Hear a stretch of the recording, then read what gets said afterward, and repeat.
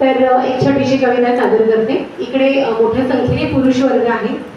त्यांनी विचार करायचा आहे की माझ्या घरातल्या स्त्रीला असं वाटतं का।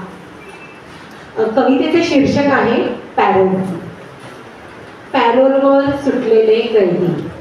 पॅरोलवर सुटलेले कैदी माहीत असतं त्यांना हा आनंद अगदी क्षणिक आहे। हा आनंद अगदी क्षणिक आहे, काही तासांचा, फार तर काही दिवसांचा। आणि त्यासाठीही घातलेल्या असतात काही अटी वर्तनाच्या।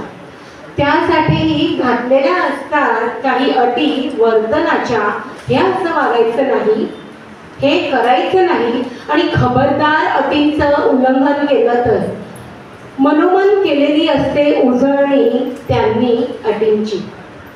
कारण माहीत असतं त्यांना परतणं आहेच याच कैदखान्यात। आणि या अटीवर तर मिळालेलं असतं स्वातंत्र्य मनमुक्त जगण्याचं, काही तासांसाठी, फार तर काही दिवसांसाठी। तरी रसरसून जगण्याचा आनंद घेतात हे कैदी। अगदी पॅरोलवर सुटलेल्या कैद्यासारखं वाटतंय असं म्हणत हसत खिदळत होत्या काही बायका। अगदी पॅरोलवर सुटलेल्या कैद्यासारखं वाटतंय असं म्हणत हसत खिदळत होत्या काही बायका।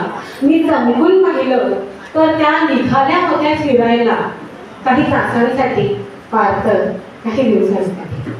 थँक्यू।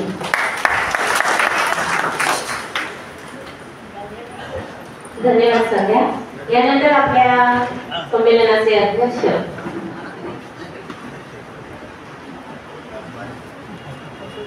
रमाकांत सरांना विनंती की त्यांनी सन्मान करावा।